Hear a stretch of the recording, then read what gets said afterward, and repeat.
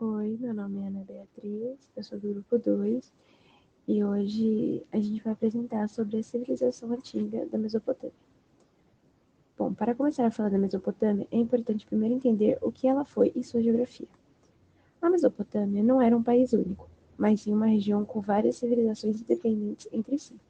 Apesar dos traços culturais parecidos no que hoje é o Oriente Médio, principalmente o território do Iraque, ela recebeu esse nome pelos gregos antigos das palavras Meso e Potamos, que significam entre rios. Esse nome se dá devido à localização da região entre dois importantes rios, o Tigre e o Eufrates, que faziam parte da crescente fértil, como pode ser visto no mapa.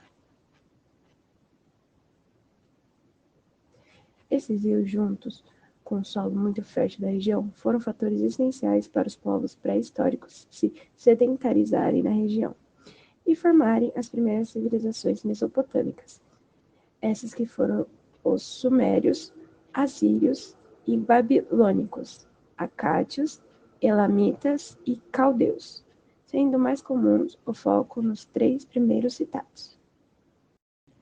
Essas civilizações eram inimigas entre si e constantemente entravam em guerra, mas como dito antes, elas também compartilhavam algumas características semelhantes, como a sua organização.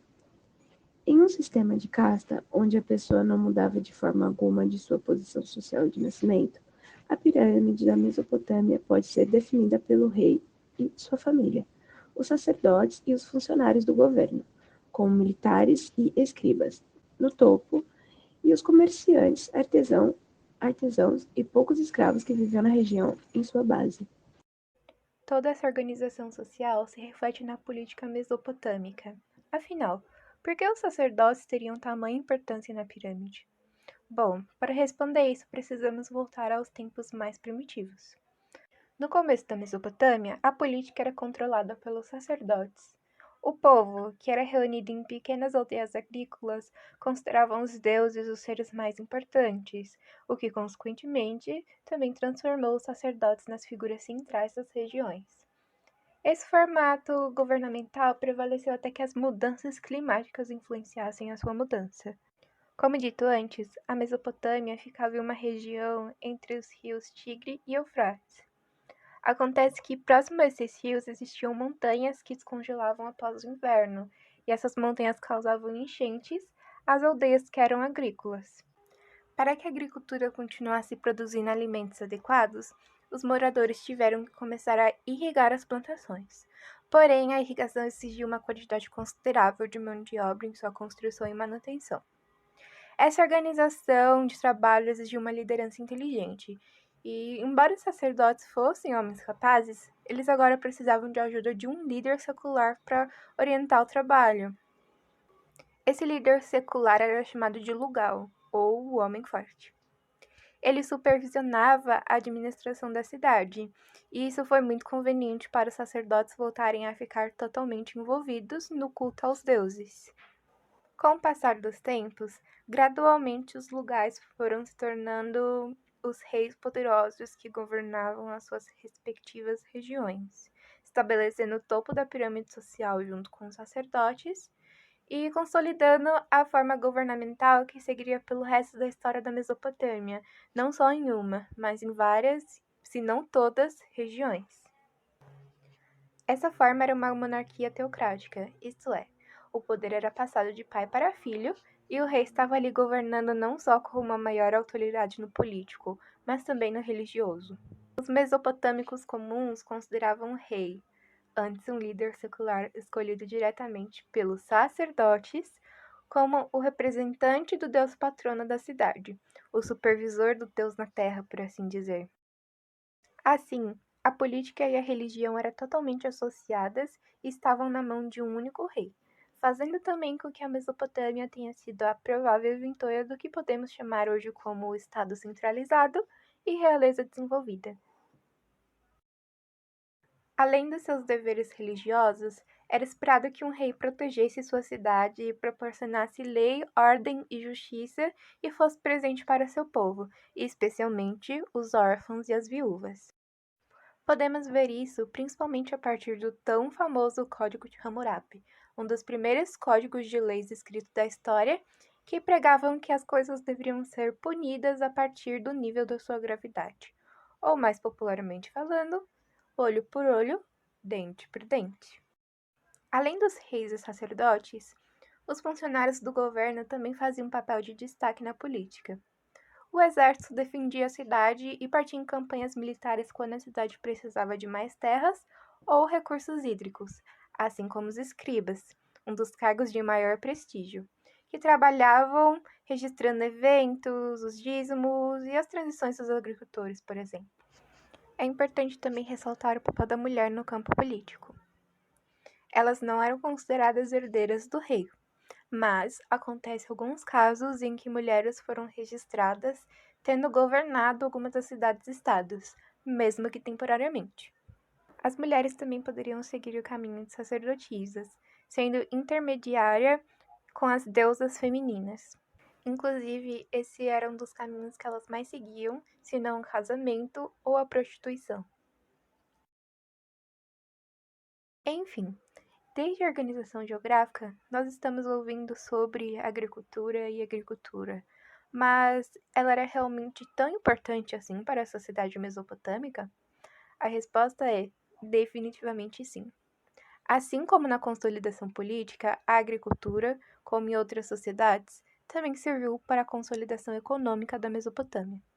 Os rios da região e o solo fértil, além do desenvolvimento dos diques, obras que protegiam as cidades e controlavam a entrada de água a favor das plantações, especialmente nas enchentes, tornaram a região muito fértil, especialmente o sul, onde havia uma grande variedade de produtos agropecuários. A Mesopotâmia também era rica em lama, argila e juncos, utilizados até para a construção da sociedade. Para outros bens essenciais, como minérios de metal, ferramentas para o campo ou a madeira, a Mesopotâmia precisava de comércio, esses estabelecidos com outras regiões, não só dentro da Mesopotâmia. Havia também o trabalho dos artesãos, que movimentavam a economia com uma variedade de produtos como tecidos finos, cerâmicas, artigos de couro e etc. Mas acima disso, é bom ressaltar que toda essa produção não era exclusivamente de quem a fazia, mas sim do Estado. Isso se dá devido ao modo de produção da época, o asiático. Ele pregava que o Estado era proprietário de todas as terras, essas que os plebeus pagavam taxas e impostos, geralmente às suas produções, para poderem ficar ali. Como podemos supor, isso os prendiam naquela terra, sendo mais uma das características desse modo de produção. Além disso, outras características importantes desse modo era a questão do trabalho compulsório e a servidão coletiva, que geralmente eram mais observadas nas construções dos diques ou dos grandes zigurates, produtos diretos da religiosidade e da cultura da Mesopotâmia, como vamos ver agora. Bom, eu vou falar um pouco sobre a religião na Mesopotâmia. Os povos mesopotâmicos eram politeístas, ou seja, eles cultuavam diversos deuses ao mesmo tempo, muitos relacionados à natureza, como exemplo An, deus do céu, e Enlil, deus do arte, entre outros. Cada cidade tinha um deus protetor. O pensamento religioso dos povos mesopotâmicos tinha traços dualistas, admitindo a existência de deuses do bem e deuses do mal. Os tais acreditavam na vida após a morte e por isso desenvolviam séries de rituais funerários. Bom, falando por fim no que diz respeito à cultura dos povos mesopotâmicos, comecemos pelos assírios, o povo norte da Mesopotâmia. Eram muito caracterizados pela metalurgia e o artesanato, justamente para a fabricação de armas, já que era um povo muito guerreiro. Os babilônios eram caracterizados pela arquitetura, engenharia, política, já que escreveram vários códigos de leis, e também na arte. Duas coisas importantes a respeito desse povo são os jardins suspensos e os zigurates. Os jardins suspensos, eles foram construídos no século 6 a.C. Os terraços, eles foram construídos em cima um dos outros e eram irrigados pela água bombeada do rio Eufrates, o que transformava então a Babilônia em um centro cultural e financeiro do mundo antigo.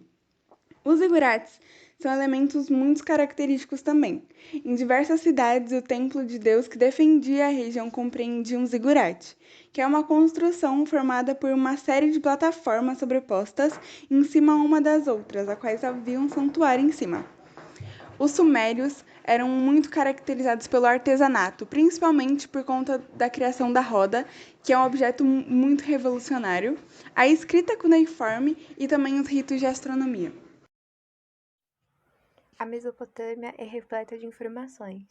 Assim, para organizar melhor as ideias, decidimos fazer um mapa mental para colocar aqui no final, resumindo toda a questão geográfica, social, cultural, religiosa, política e econômica.